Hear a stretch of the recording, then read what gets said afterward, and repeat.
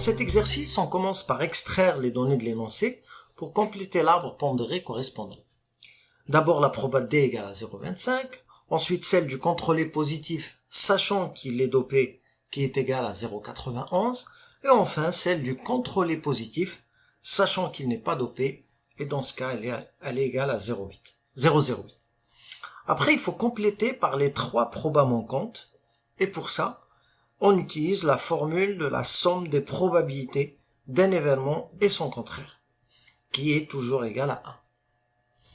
Ainsi, on obtient la probabilité de l'événement D bar qui est égale à 0,75, c'est-à-dire la probabilité qu'un sportif choisi ne soit pas dopé est égale à 0,75.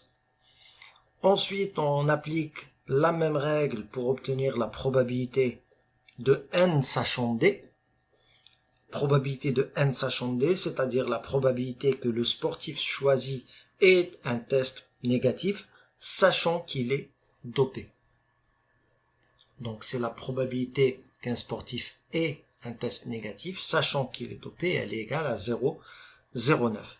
Et par le même calcul sur la troisième, ou plutôt le troisième nœud de l'arbre, entouré ou surligné en rose, donc on obtient la probabilité de n sachant D bar qui, elle, est égale à 0,92. Pour la deuxième question maintenant, on nous demande de calculer la probabilité de D inter P.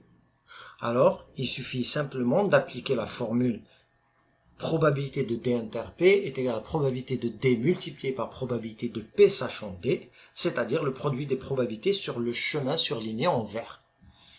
On fait une application numérique et on obtient le résultat de 0,2275.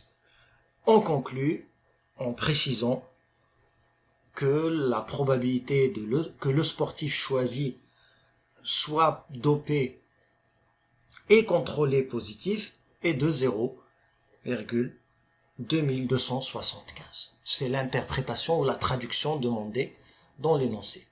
Et à la question 3, on nous demande de calculer la probabilité que le sportif ne soit pas dopé, mais qu'il ait un contrôle positif.